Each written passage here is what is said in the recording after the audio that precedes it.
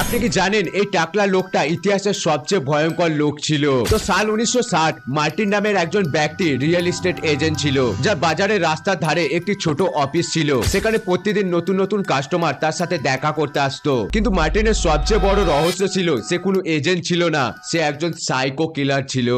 সে কাস্টমারকে নতুন ঘর দেখাবে বলে সে তারই একটি পুরাতন ঘরে নিয়ে যেত আর সেখানেই তাদেরকে মেরে ফেলতো। কিছুদিন পর একটি হাজবেন্ড ওয়াইফ আসে তার কাছে একটি নতুন ঘর কেনার জন্য। তাই মার্টিন নতুন ঘর বা বাড়ি দেখাবে বলে সে তার পুরাতন ওই বাড়িতেই নিয়ে যায়। কিন্তু সেখানে যেতে ওই হাজবেন্ড ওয়াইফ একটু আনকমফোর্টেবল ফিল করে। তারপরই যখন ওই হাজবেন্ড ওয়াইফ পেছন দিকে ঘুরে দেখে, তখন তারা দেখে মার্টিন একটা হাতে ধারালো ছুরি নিয়ে দাঁড়িয়ে আছে। কিন্তু মার্টিন ওই হাজবেন্ড ওয়াইফকে মারার আগে তারা দুজনে ওখান থেকে দৌড়ে পালিয়ে যায়। আর সবচেয়ে ভয়ঙ্কর কথা কি জানেন? পুলিশ যখন মার্টিনের বাড়ি আসে তখন তার বাড়ির সামনে থেকে 50টারও বেশি কঙ্কাল পায়। এবার আপনারা যদি বলেন মার্টিন কোথায়, তাহলে সেটা কেউই জানে না যে মার্টিন আজ কোথায় আছে। হয়তো আপনার বাড়ির পাশে আছে বা আমার বাড়ির পাশে আছে।